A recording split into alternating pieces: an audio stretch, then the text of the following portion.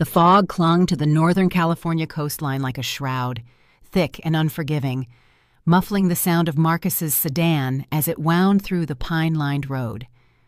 Octavia Sterling sat in the passenger seat, her hands folded in her lap, still wearing David's oversized wool slippers, the ones she'd grabbed in her haste to leave the house 3 days after what she'd been told was his funeral. The silence between mother and son was suffocating, heavier than the mist pressing against the windows. "This is where you get out," Marcus said, his voice flat, mechanical. Octavia blinked, certain she'd misheard. "What did you say?" Her son, her only child, the boy she'd raised with scraped knees and bedtime stories, the man she'd trusted when he gently explained that David's condition required specialized care, wouldn't look at her. His fingers drummed against the steering wheel, and his jaw was set in a way that reminded her painfully of his father. But David's determination had been born of love. This felt like something else entirely. "Raven's Rest is mine now," Marcus continued, reaching into the back seat to retrieve her purse. "Victoria's already changing the locks." The name hit her like a slap. Victoria, her daughter-in-law, with the perfect smile and the way of making every conversation feel like a performance. Octavia remembered the hushed conversations about David's declining mental state. Victoria's gentle but firm suggestions that a nursing facility would be safer for everyone. She'd trusted them, believed them when they'd said the stress of caring for David at home was too much for her to handle alone. "Marcus, this is insane," Octavia said, her voice steady despite the earthquake in her chest. "I'm your mother. You'll figure it out, Mom. You always do." He leaned across her to open the passenger door, and she caught the scent of his cologne, expensive, nothing like the Old Spice David used to wear. "There's nothing left for you at Raven's Rest." The cold bit at her ankles as David's slippers hit the gravel. The car door slammed with a finality that echoed through the fog. And Marcus was gone, his taillights disappearing like dying embers. Octavia stood there, purse clutched to her chest, listening to the ocean's distant whisper and trying to make sense of what had just happened. 3 weeks ago, she'd been caring for David at home, managing his medication, reading to him during his lucid moments. Then Victoria had arrived with pamphlets for Sunset Manor, a specialized facility 2 hours away. The doctors, Victoria explained, had recommended the move after David's latest episode, an incident Octavia didn't remember, couldn't recall David having any episodes at all. But she'd been so tired, so overwhelmed by the insurance calls and medication schedules. When Marcus had offered to handle the arrangements, she'd been grateful. The funeral, a closed casket affair that Victoria had insisted was more dignified, had been a blur of lilies and sympathetic murmurs from neighbors who seemed to know more about David's final days than she did. Now, standing in the fog with nothing but David's slippers and a growing sense of wrongness, Octavia felt the first stirrings of something that wasn't grief. It was suspicion. She'd walked half a mile when the memory hit her David's last coherent day at home, when he'd pressed something into her palm with shaking fingers while Victoria was in the kitchen. "Keep this safe, Octavia," he'd whispered, his voice barely audible. "Not what they think. Find Harrison." She'd assumed it was confusion, the medications making him paranoid. Now, fumbling in her wallet, she found the small silver key he'd given her. This wasn't the brass key to their safe deposit box. This was different, newer, with an address etched in tiny numbers: Harrison and Associates, David's personal attorney. The one Marcus didn't know about. The fog began to thin as she crested a hill, and the familiar neon sign of Betty's General Store flickered in the distance. Betty Wong had been running the place since before Octavia moved to the coast, had watched her build Raven's Rest from a rundown cottage into a thriving inn. If anyone would help her now, it would be Betty. The bell above the door chimed as Octavia stepped inside, her soaked slippers squelching on the worn linoleum. Betty looked up from behind the counter, her weathered face creasing with concern. "Octavia, what on earth, you look like you've seen a ghost." "I think I might have," Octavia said, sinking into the plastic chair Betty kept by the coffee machine. "Betty, I need to ask you something. David's funeral, did you see the body?" Betty's expression grew puzzled. "Honey, it was a closed casket. Victoria said it was what David wanted, more peaceful that way." "But did anyone actually see him before the funeral?" "Well, no. The funeral home handled everything. Victoria said you were too distraught to make decisions, that Marcus was taking care of the arrangements." Betty paused, studying Octavia's face. "Why are you asking?" Octavia pulled out the mysterious key, turning it over in her palm. "Because I'm starting to think David isn't dead." The law office of Harrison and Associates sat tucked between a used bookstore and a coffee shop, its modest exterior hiding what Octavia would soon discover was a carefully orchestrated contingency plan.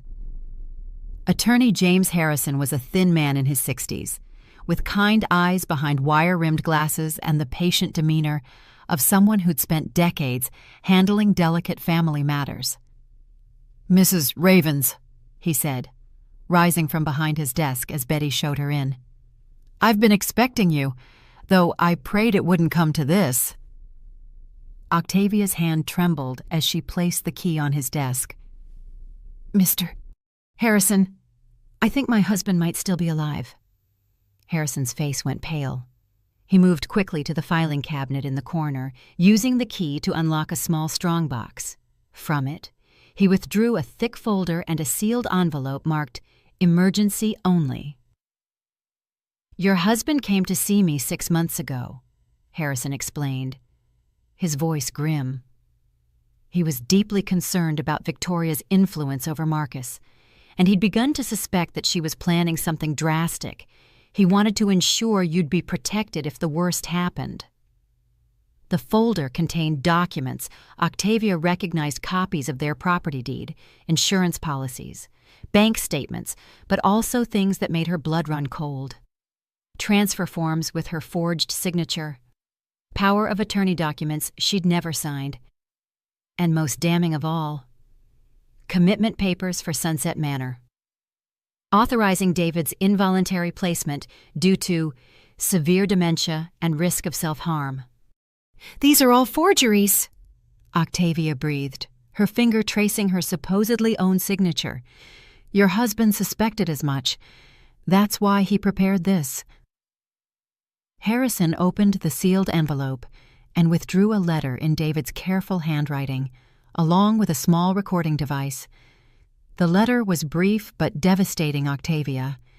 "If you're reading this, then Victoria has convinced Marcus to have me committed. I'm not suffering from dementia. I have been pretending to be confused to gather evidence of Victoria's plans. The recording device contains proof of everything. Get me out of Sunset Manor before she decides I'm too dangerous to keep alive. I love you. David."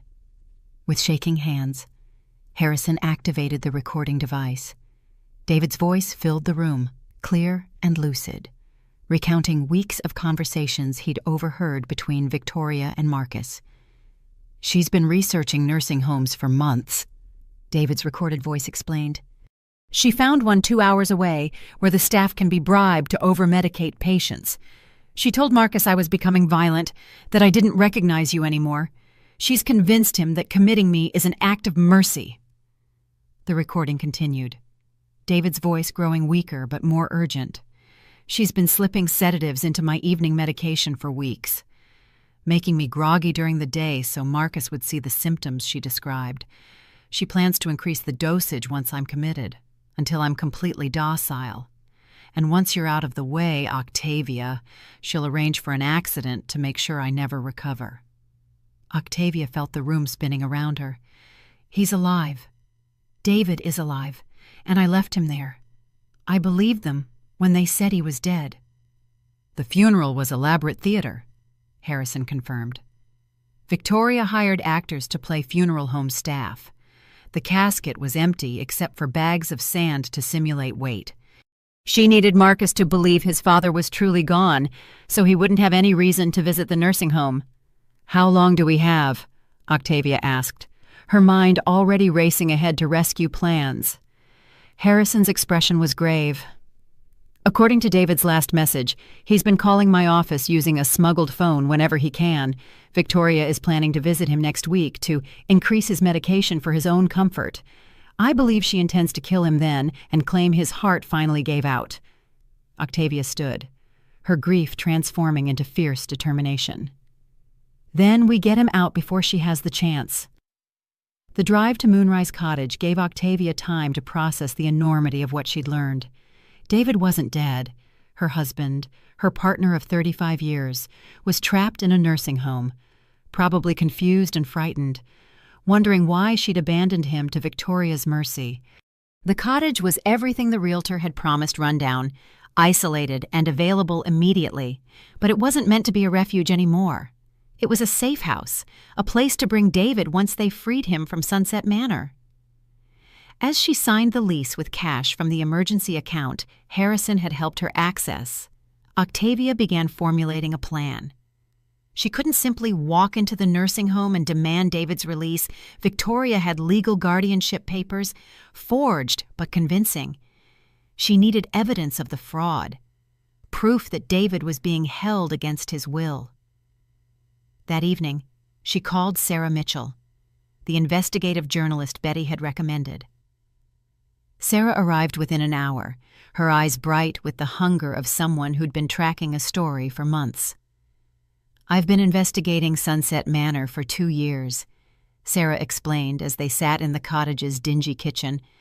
"There have been 12 unexplained deaths in the past 18 months, all wealthy patients whose families had recently gained power of attorney. The state board keeps promising investigations, but somehow the paperwork always gets lost." "Can you get us inside?" Octavia asked. Sarah smiled grimly. "I've been working on that. I have a contact who works there, a nurse named Grace Chen, who's been documenting suspicious activities. She's been waiting for someone with standing to blow the whistle." Grace Chen turned out to be a slight woman in her 50s, with intelligent eyes and the careful demeanor of someone who'd learned to survive in hostile territory. She met them at a diner halfway between the cottage and Sunset Manor, speaking in low tones about what she'd witnessed. "Your husband is in the secure wing," Grace explained. "They keep him heavily sedated, but I've seen him during shift changes when his medication wears off. He's lucid, Mrs. Ravens. He knows where he is, and he's been trying to communicate with staff about being held against his will."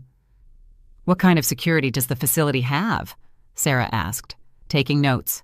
"Minimal during night shifts, the regular staff leaves at 8, and they only keep 2 nurses and a security guard overnight. But Mrs. Ravens, you need to understand, if we're caught, your husband's life won't be worth much. Victoria Pierce has been very clear about what happens to people who interfere with her plans." Octavia thought of David, trapped and drugged, probably wondering why his wife hadn't come for him.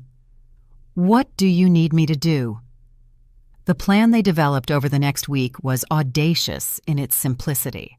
Grace would create a distraction during the night shift, a medical emergency with another patient that would draw the nurses away from David's wing. Sarah would disable the security cameras using equipment borrowed from her media contacts. And Octavia would walk into her husband's room and bring him home. But first, they needed to establish Moonrise Cottage as a proper safe house. Octavia threw herself into the work with desperate energy, scrubbing floors and mending the leaky roof as if the physical labor could somehow prepare her for what was coming. Amy Watson appeared on her doorstep 2 days before the planned rescue. A compact woman in scrubs with exhausted eyes and a suitcase held together with duct tape. "I heard you might have a room," Amy said. "I'm a nurse, and I'm going through a divorce. I can't afford hotels anymore, but I can help with medical care if you need it." Octavia looked at this stranger, this nurse who might be exactly what David would need during his recovery, and made a split-second decision. "How do you feel about bending a few rules for a good cause?" Amy's smile was the first genuine one Octavia had seen in weeks. "Depends on the cause." When Octavia explained the situation, Amy didn't hesitate. "I've worked in facilities like Sunset Manor. I've seen what happens to patients when families stop advocating for them. Count me in." The cottage gained another ally when Elena Vasquez arrived, ostensibly to deliver supplies that Sarah had ordered, but actually to serve as their legal observer. Elena was a social worker who specialized in elder abuse cases, and her presence would help legitimize their actions if they were caught. "What you're doing is legally complex," Elena explained as they went over the plan one final time. "Technically, Victoria has legal guardianship, which means taking David could be considered kidnapping. But if we can prove the guardianship was obtained through fraud, and if David is competent to make his own decisions, then we're actually facilitating a rescue." The night of the operation, Octavia found herself dressed in dark clothes, sitting in Sarah's car outside Sunset Manor at 2 a.m. The facility looked innocuous enough, a modern building with well-maintained grounds and tasteful signage. Only the barred windows on the upper floors hinted at its true nature. "Grace just texted," Sarah said, checking her phone. "The distraction is in place. You have maybe 20 minutes before the shift supervisor realizes what's happening." Octavia's hands were steady as she walked through the facility's main entrance, using the key card Grace had provided. The hallways were dimly lit and eerily quiet, broken only by the soft beeping of monitoring equipment and the occasional murmur from patient rooms. David's room was on the 3rd floor, at the end of a corridor lined with doors that bore only numbers. No names. Octavia's heart hammered as she slipped inside, afraid of what she might find. Her husband lay in a narrow hospital bed, his once robust frame diminished by weeks of forced inactivity and chemical restraint. His hair had grown longer and grayer, and his face was pale and drawn. But when she whispered his name, his eyes opened immediately and focused on her with perfect clarity. "Octavia!" His voice was hoarse from disuse, but unmistakably David's. "Is it really you?" "I'm here to take you home," she said, fighting back tears as she began disconnecting the IV lines that Amy had taught her to recognize. "Can you walk?" David struggled to sit up, his movements slow but determined. "I've been pretending to be weaker than I am," he said, "saving my strength for when you came. I knew you'd figure it out eventually." Getting David out of the facility required all the courage Octavia had spent 60 years accumulating. He leaned heavily on her as they made their way through corridors that seemed endless, past nursing stations where Grace's emergency was still commanding attention. Sarah met them at a side exit, helping to support David as they made their way to the car. They were 3 blocks away when David spoke again, his voice stronger now that they were clear of the building. "Victoria's planning to kill me next week," he said matter-of-factly. "She's been increasing my sedation gradually, testing how much my system can handle. She told Marcus it was to keep me comfortable, but I heard her on the phone with someone about timing and dosages." "She's not going to get the chance," Octavia said fiercely. "We have evidence now. You're alive. You're competent, and you can testify to everything that's happened." David reached for her hand, his fingers weak but warm. "I'm sorry you had to go through this alone. I heard about Marcus leaving you on that road. Victoria convinced him it was necessary, that you were becoming as unstable as she claimed I was." "Marcus was manipulated," Octavia said, though the words still tasted bitter. "We'll deal with him later. Right now, I just want to get you home." Back at Moonrise Cottage, Amy took charge of David's medical care with the efficiency of someone who'd spent years treating patients recovering from pharmaceutical abuse. His system was full of unnecessary sedatives and mood stabilizers, medications that would take weeks to clear completely. "The good news is that there's no permanent damage," Amy reported after her initial examination. "The bad news is that he's going to feel pretty awful for a while as his body adjusts to functioning without the drugs." David spent his first day of freedom sleeping in the cottage's master bedroom, his breathing deep and natural for the first time in months. Octavia sat beside him, watching the rise and fall of his chest, still hardly believing he was real and alive and home. When he woke that evening, his eyes were clearer than they'd been in the nursing home, though still heavy with exhaustion. "Tell me everything," he said, struggling to sit up. "What happened after they took me? How did you figure out I wasn't dead?" Octavia told him about the key, about Harrison, about the weeks of believing she was a widow. She told him about Marcus's betrayal, about Victoria's cruelty, about building a new life from the ashes of what they'd tried to destroy. "I'm proud of you," David said when she finished. "You didn't just survive, you fought back. You saved me, and you saved yourself." "We saved each other," Octavia corrected. "You left me the tools I needed. You recorded the evidence. You stayed strong enough to survive until I could find you." David's smile was the same one she'd fallen in love with 35 years ago. "So what's our next move?" "Now," Octavia said. "We make sure Victoria never hurts anyone again." With David safely recovering at Moonrise Cottage, the scope of their investigation expanded dramatically. No longer were they simply seeking justice for past crimes, they were building a case to prevent future ones. David's first-hand testimony about conditions at Sunset Manor, combined with Grace Chen's documentation and Sarah Mitchell's investigative research, painted a picture of systematic abuse that went far beyond their personal situation. "Victoria isn't just a con artist," David explained during one of their strategy sessions around the cottage's kitchen table. "She's running what amounts to a murder factory. Sunset Manor exists to warehouse inconvenient relatives until they can be quietly eliminated."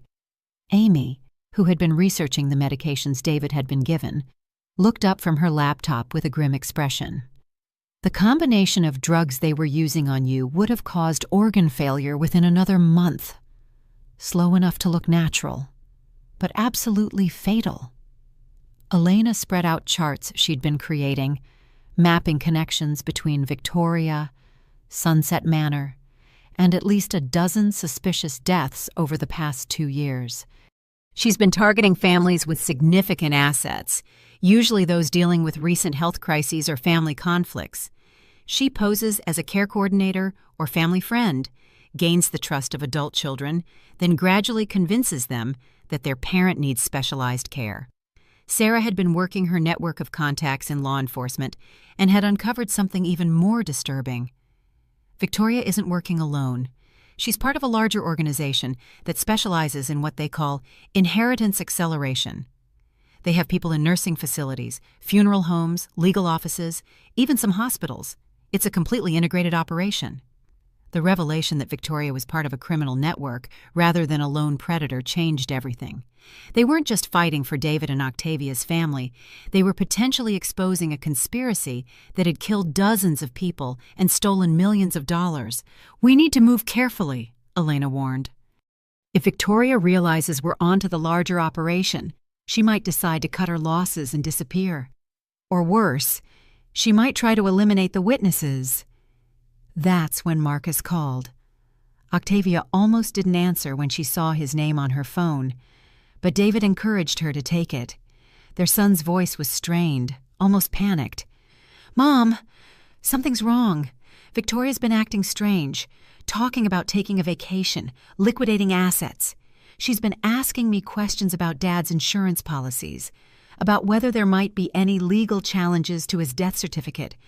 I think she suspects something." Octavia looked around the table at her allies, David recovering, but determined. Amy and Grace providing medical expertise. Elena and Sarah building the legal case that would bring Victoria down.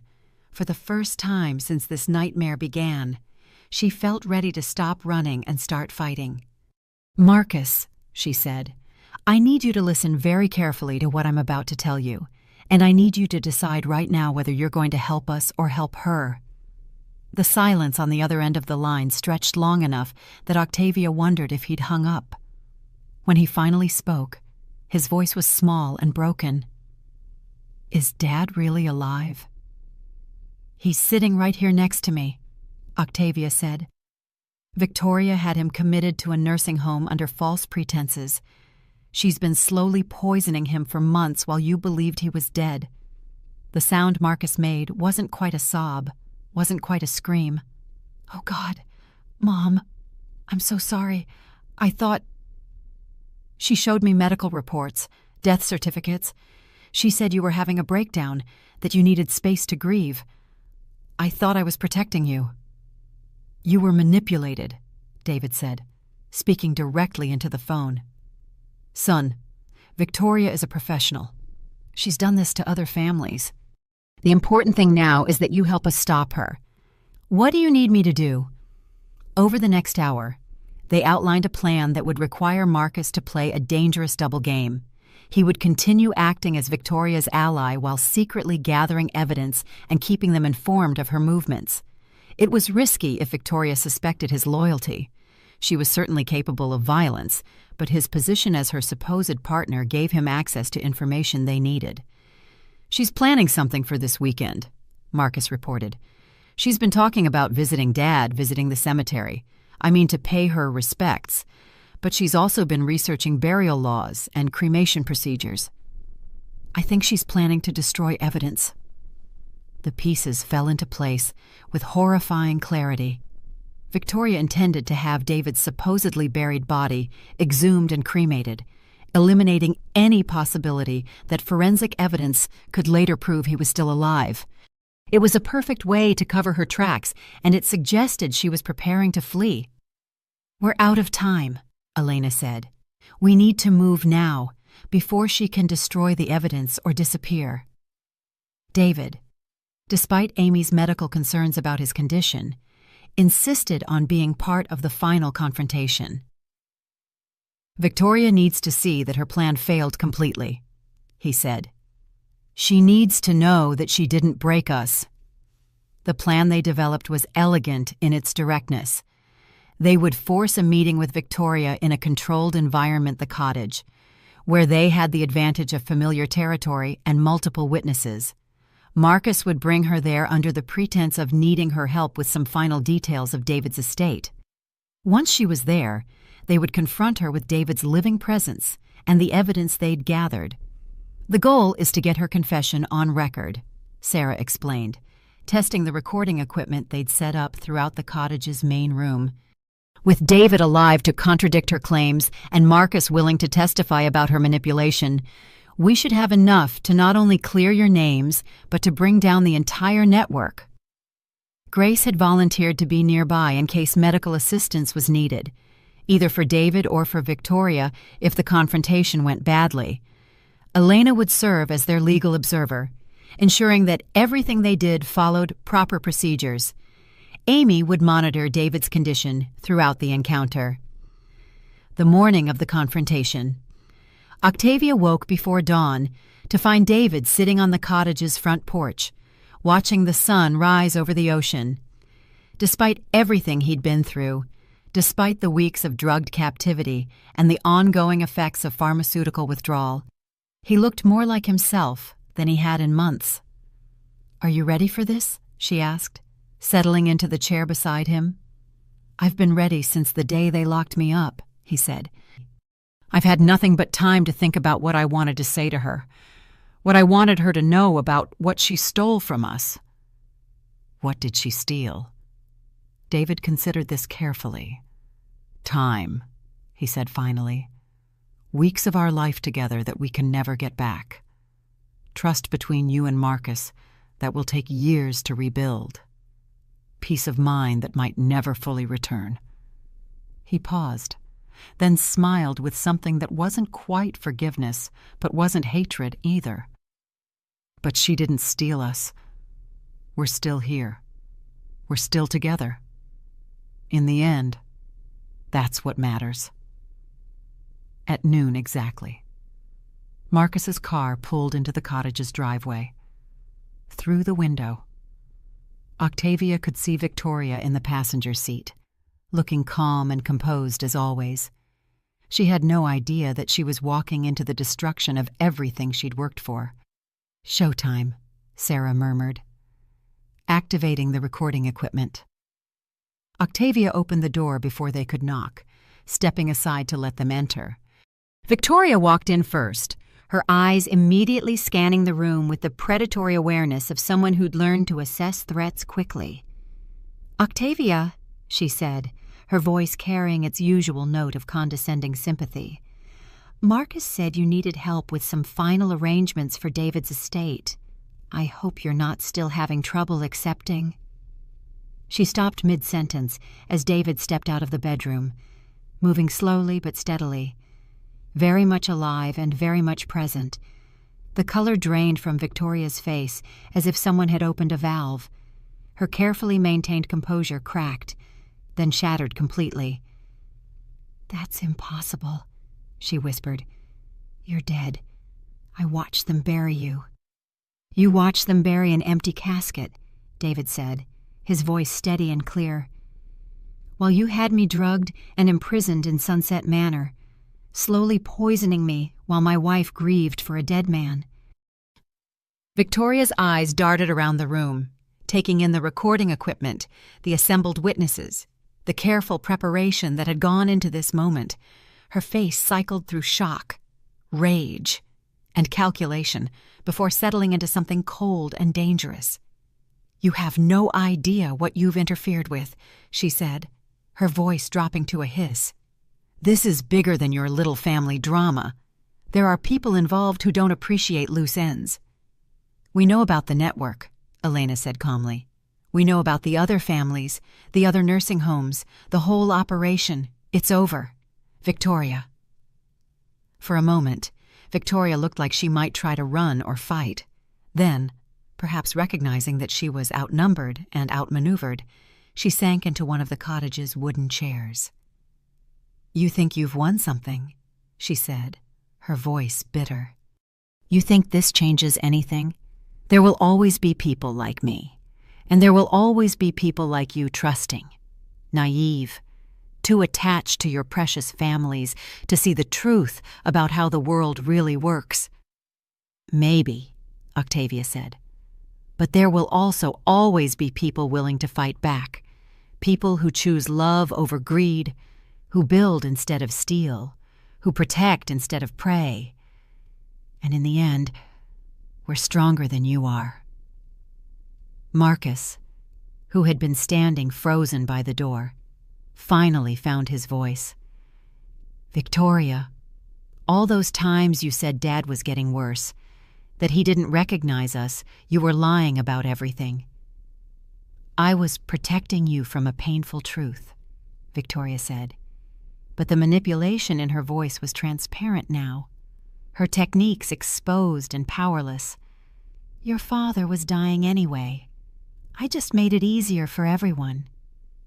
"Easier for you," Marcus corrected, his voice growing stronger.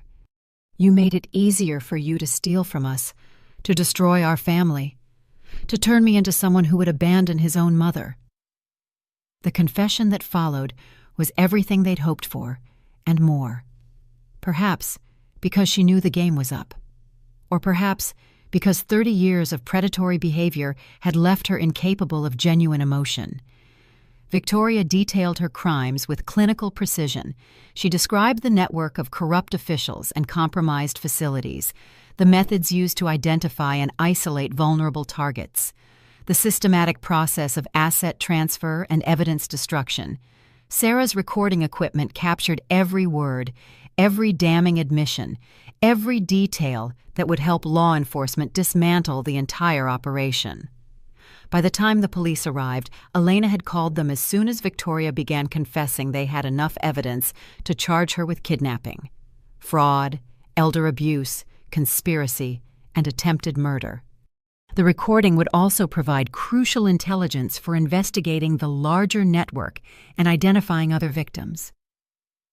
As Victoria was led away in handcuffs, she turned back to look at Octavia and David one final time. "You think this is a happy ending," she said, "but you'll never feel safe again. You'll never trust anyone again. That's what I've really stolen from you, your ability to live without fear."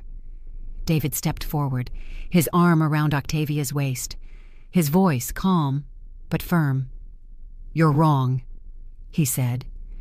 "You've taught us that love is stronger than manipulation, that truth is more powerful than lies, and that families can survive anything if they choose to fight for each other. Thank you for the lesson." The courthouse steps were slick with morning dew as Octavia and David walked hand in hand toward the building where Victoria Pierce would face trial for kidnapping, elder abuse, and conspiracy. 6 months had passed since David's rescue from Sunset Manor, 6 months of his slow recovery and their careful preparation for this moment. "Are you ready for this?" Octavia asked, squeezing David's hand. He'd gained back most of the weight he'd lost during his captivity, but the experience had left him more fragile, more deliberate in his movements. "I've been ready since the day they locked me up," David replied, his voice steady. "She needs to face what she's done." Inside the courtroom, Victoria sat at the defendant's table surrounded by 3 expensive lawyers. She looked composed, almost serene, as if the charges against her were simply an administrative error that would soon be corrected. Marcus sat in the gallery, his face drawn with guilt and exhaustion. The past months had been hard on him as he'd slowly come to terms with how completely he'd been manipulated. Sarah Mitchell sat behind them, her notebook ready. Her investigative reporting had helped expose the criminal network. Victoria was part of a sophisticated operation that had targeted dozens of families across 3 states, stealing millions of dollars and causing at least 12 deaths at facilities like Sunset Manor. The prosecution's case was methodical and devastating. They presented David's recorded testimony from his months of secret evidence gathering, medical records showing the systematic poisoning he'd endured, and financial documents proving the elaborate fraud Victoria had orchestrated. Grace Chen testified about the conditions at Sunset Manor, her voice shaking as she described the other patients who hadn't been as fortunate as David. But it was David's own testimony that proved most powerful. He took the stand on the trial's 3rd day, his voice clear and strong as he recounted his ordeal. "She convinced my son that I was losing my mind," David said, looking directly at Victoria. "She showed him forged medical reports, staged incidents to make me appear confused and violent. She made him believe that committing me was an act of love." Victoria's lead attorney tried to portray David as a confused elderly man whose memory couldn't be trusted, but the recordings spoke for themselves. Hour after hour of Victoria's voice, coaching Marcus on how to interpret his father's behavior, planning the timeline for taking control of the family's assets, discussing the gradual increase of sedatives that would eventually prove fatal. The most damning evidence came from Marcus himself. He took the stand on the 4th day, his testimony halting and painful as he described the systematic way Victoria had manipulated his perceptions. "She made me believe my mother was having a breakdown," Marcus said, unable to look at Octavia. "She convinced me that taking Dad to the nursing home was protecting him from Mom's erratic behavior. When she suggested leaving Mom on that road, she said it was the kindest way to help her accept reality about her new situation." "Did Ms. Pierce ever suggest that your father should die?" the prosecutor asked gently. Marcus's voice broke. "She said it would be a mercy, that he was suffering unnecessarily, that prolonging his life was cruel. She made it sound like love." Victoria's composure finally cracked during her own testimony. Under cross-examination, she grew increasingly agitated, her careful mask slipping to reveal the calculating predator beneath. "These people had everything handed to them," she said, her voice rising. "A beautiful home, money, family love they took for granted. I worked for what I took. I earned it by being smarter, by seeing opportunities they were too naive to protect against. So, you believe you had the right to steal from the Ravens family?" the prosecutor pressed. "I believe in survival of the fittest. David Ravens was dying anyway." I just made the process more efficient while ensuring his assets went to someone who could appreciate them. The jury deliberated for just over 2 hours. When they returned, the foreman's voice was firm and clear, guilty on all charges. Victoria was sentenced to 20 years in state prison, with the possibility of parole after 15 years. Judge Patricia Morrison, a stern woman who'd seen her share of elder abuse cases, made her feelings clear during sentencing. "Ms. Pierce, you didn't just steal money from the Ravens family," the judge said. "You stole time, trust, and the fundamental bonds that hold families together. You turned love into a weapon and used it to cause immeasurable harm. The sentence of this court reflects not just your crimes against this family, but the dozens of other victims your network has destroyed." As Victoria was led away in handcuffs, she turned back to look at Octavia and David one final time. Her words carried clearly across the silent courtroom. "You think this is over? You'll never feel safe again. I've destroyed something in your family that can never be repaired." David stood slowly, his arm around Octavia's waist. "You're wrong," he said, his voice calm but firm. "You've taught us that love is stronger than manipulation, that families can survive anything if they choose to fight for each other. Thank you for the lesson." Outside the courthouse, reporters surrounded them. Sarah Mitchell stood slightly apart, already working on her follow-up story about the conviction and its broader implications for elder abuse prevention. "How do you feel about the verdict?" one reporter asked. "Grateful," Octavia replied, "not just for justice, but for the opportunity to rebuild our family on a foundation of truth instead of manipulation." "What's next for you and your husband?" David smiled, the first genuine smile Octavia had seen from him since his rescue. "We're going home to Moonrise Cottage. We have work to do." The drive back to the cottage was quiet, each of them processing the finality of Victoria's conviction. Marcus followed in his own car, having asked if he could stay for dinner. The relationship between him and his parents was still fragile, still under construction, but it was based now on honesty rather than assumption. Amy Watson met them at the cottage door.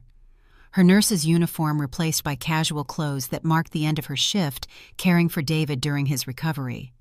"How did it go?" "It's over," Octavia said simply. "She's going to prison for a very long time." That evening, they gathered around the cottage's dining table, Octavia, David, Marcus, Amy, Grace, and Elena, who'd driven up from Sacramento to hear the verdict. The conversation was quieter than usual, marked by the strange anticlimax that often follows the end of a long ordeal. "I keep thinking about what Victoria said," Marcus admitted as they cleared the dishes, "about destroying something that can never be repaired. Is she right? Are we fooling ourselves thinking we can go back to being a normal family?" David set down his coffee cup, considering the question carefully. "We can't go back to what we were," he said finally. "That family, the one that existed before Victoria, was vulnerable because we didn't communicate directly about problems, because we trusted too easily, because we assumed love was enough to protect us from harm. But what we're building now is stronger," Octavia added. "It's based on choice rather than obligation, on truth rather than comfortable assumptions. Victoria did destroy the old version of our family, but she also forced us to create something better." Elena nodded thoughtfully. "I've seen this in other families who've survived abuse. The relationships that emerge from the healing process are often more authentic and resilient than what existed before. Trauma can destroy, but it can also teach and strengthen." Marcus was quiet for a long moment. "I want to keep doing the work," he said finally. "The therapy, the learning about manipulation, the effort to become someone who protects families instead of enabling their destruction. Not because I owe you, but because I want to be the kind of person who deserves your trust. You already are." David said gently. "You chose truth over comfort when it mattered most. You helped us save my life. That's the person you really are when no one's trying to manipulate you into being someone else." As the evening wound down and their guests departed, Octavia found herself alone with David on the cottage's front porch, watching the fog roll in from the ocean. It had become their ritual, this quiet time together, processing the day and planning for tomorrow. "What are you thinking about?" David asked, settling into the chair beside hers. "The future," Octavia replied. "For the first time in months. We actually have one again. Victoria thought she was destroying us, but instead she gave us a chance to build something meaningful from the wreckage." "What do you want that to look like?" Octavia smiled, breathing in the salt air and the scent of Grace's roses. "I want to help other families avoid what we went through. I want Moonrise Cottage to be a place where people can heal from betrayal and learn to trust again. I want our story to mean something." David reached for her hand, his fingers warm and real and alive. "Then that's what we'll do. Together." 2 years after Victoria's conviction, Moonrise Cottage had become something neither Octavia nor David had originally envisioned. What started as a simple refuge had evolved into a comprehensive recovery center for families torn apart by elder abuse and manipulation. The cottage itself had been expanded to include a second building with counseling rooms and a library, while the original structure retained its homey atmosphere with individual guest rooms and the large communal kitchen where healing often happened over shared meals. Amy Watson had completed her nurse practitioner degree and now ran the medical side of their program, specializing in helping people recover from pharmaceutical abuse and the physical effects of prolonged manipulation. Grace Chen had left her position at the county health department to become their full-time horticulture therapist, using her expertise to help residents literally plant new roots while they healed emotionally. Elena Vasquez visited monthly from Sacramento, where she'd been promoted to head the state's new Elder Abuse Prevention Unit. Her work was directly influenced by what she'd learned at Moonrise, and she often brought delegations of social workers and law enforcement officials to study their methods. Sarah Mitchell's book about their case had been published to critical acclaim and was now required reading in social work programs across the country. More importantly, it had helped countless families recognize warning signs before manipulation could take hold. But the most meaningful measure of their success wasn't in the accolades or the visitors. It was in the letters that arrived weekly from former residents who'd rebuilt their lives, from families who'd learned to communicate honestly, from people who'd discovered that healing was possible even after the deepest betrayals. "Listen to this one," David said, reading from the morning mail as they sat in what was now officially called the Family Reunification Center. This is from Robert Martinez in Oregon. "Dear friends, it's been 18 months since I left Moonrise after my daughter tried to have me declared incompetent so she could control my finances. I wanted you to know that we had Christmas dinner together last week, the first time in 3 years. She's been in therapy too, working to understand how her husband manipulated her into seeing me as a burden instead of her father. We're taking it slow, but we're building something new. Thank you for showing us that families can survive anything if they're willing to do the work." Octavia filed the letter with hundreds of others like it, each representing a family that had found its way back from manipulation and abuse. The work was hard and often heartbreaking. Not every family could be saved. Not every relationship could be repaired, but the successes made it worthwhile. Marcus had found his calling working with other adult children who'd been manipulated into abandoning or abusing their parents. He lived in town now, close enough to have dinner with his parents twice a week, but independent enough to maintain his own identity separate from their shared trauma. "I meet with a support group every Tuesday night," he explained to a new resident, a woman whose son had been convinced by his wife to cut all contact with his mother. "We're all people who are used as weapons against our own families. The manipulation is so sophisticated that you don't realize what's happening until it's almost too late. But recovery is possible for everyone involved if there's genuine commitment to change. The cottage's dining room that evening hosted 8 people: Octavia and David, Amy and Grace, 2 new residents working through family estrangement, and Dr. Rebecca Torres, the family therapist who'd helped them navigate their own healing process and now consulted regularly with their program. I've been thinking about what makes some families more vulnerable to manipulation than others, Dr. Torres said as they shared Amy's famous lasagna. It's not about intelligence or education. It's about communication patterns and the ability to discuss uncomfortable truths directly. Victoria succeeded with us because we avoided conflict, David observed. I suspected something was wrong but didn't want to upset Octavia by sharing my concerns. Octavia trusted Marcus to handle the hospice arrangements because she didn't want to burden him with her questions. Marcus believed Victoria's lies because he didn't want to acknowledge that his father was dying. And predators like Victoria are experts at exploiting those communication gaps, Grace added.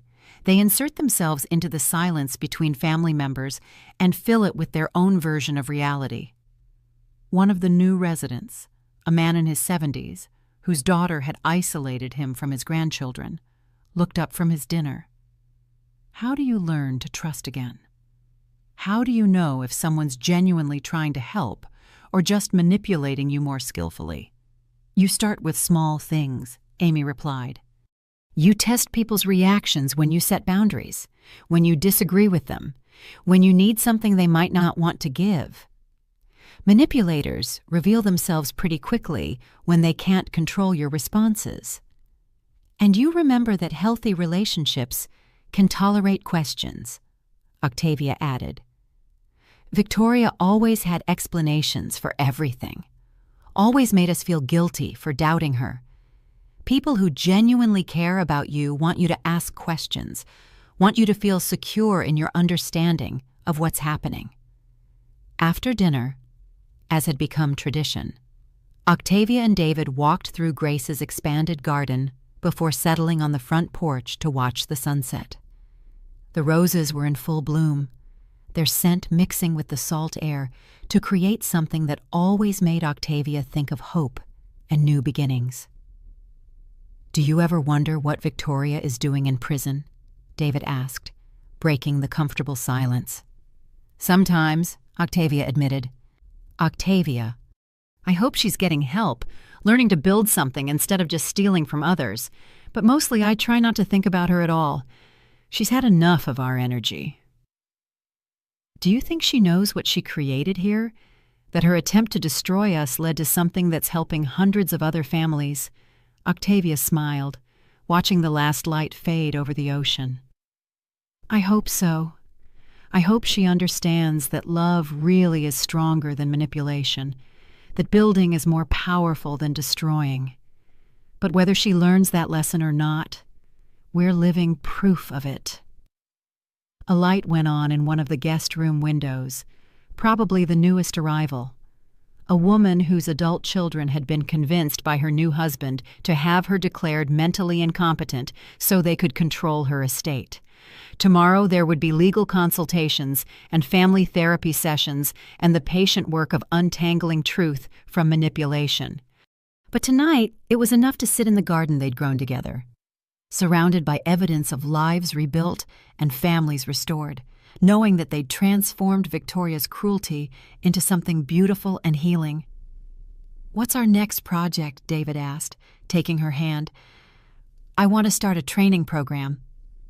Octavia said, something that teaches families how to recognize manipulation before it takes hold, how to communicate more effectively, how to support each other without enabling abuse. Prevention instead of just treatment. Exactly. Victoria succeeded because we were vulnerable. We can teach other families how to protect themselves. Above them, the first stars appeared through the coastal fog, points of light in the gathering darkness. Inside the cottage, people who'd been discarded and betrayed by their own families prepared for sleep, knowing they were safe, knowing they were valued, knowing that healing was possible even after the deepest wounds. Marcus's car pulled into the driveway, returning from his evening support group meeting. He'd asked if he could spend the night in his old room, said he had something important to discuss with them in the morning. Octavia suspected it involved a job offer he'd received from a national elder advocacy organization, an opportunity to spread their work to a broader audience. "Whatever he decides," David said, correctly interpreting her thoughtful expression. "We'll support him. That's what families do. They give each other room to grow while staying connected to their roots." As they stood to go inside, Octavia paused for one last look at the cottage that had become their life's work. The building glowed with warm light from windows where people were reading, talking quietly, or simply enjoying the peace of a place where they didn't have to pretend to be anything other than who they really were. Victoria Pierce had tried to teach them that trust was dangerous, that love was weakness, that families were just opportunities for exploitation. Instead, she'd taught them something entirely different, that some bonds are stronger than manipulation, that some love is more powerful than fear, and that sometimes the greatest cruelty inadvertently creates the greatest compassion. Moonrise Cottage stood as proof of that truth, a lighthouse in the fog for anyone still lost in the darkness of family betrayal, and Octavia Sterling, who'd once been abandoned on a lonely road with nothing but David's oversized slippers and a handful of hope, now stood surrounded by the family she'd chosen and built, knowing that love, real love, built on truth and respect and choice, could survive anything. The cottage door closed behind them with a soft click, sealing in warmth and conversation and the promise of tomorrow. Outside, the ocean whispered its ancient songs of storms weathered and peace restored, while inside, the work of healing continued, one conversation, one meal, one carefully rebuilt relationship at a time. Thank you so much for joining Octavia and David on their incredible journey from betrayal to healing, from abandonment to building a chosen family at Moonrise Cottage. This story of resilience, love, and the power of truth over manipulation reminds us that even in our darkest moments, we have the strength to rebuild and create something beautiful from the ashes. If this story touched your heart or made you think about the importance of family, trust, and standing up against abuse, I'd love to hear your thoughts in the comments below. Your feedback means the world to me and helps me craft better stories for you. Did you enjoy Shadow's End? Please give this video a thumbs up. It really helps the channel grow and reach others who might need to hear Octavia's story of hope and healing. And if you haven't already, don't forget to subscribe and hit that notification bell so you never miss our latest storytelling adventures. Share this story with someone who might need a reminder that they're stronger than they know, that healing is possible, and that sometimes the greatest betrayals can lead to the most meaningful transformations. Until our next story, remember, like Octavia learned, you are never truly alone when you choose to fight for what's right. Take care, and I'll see you in the next tale. Keep listening, keep dreaming, and keep believing in the power of stories to change lives.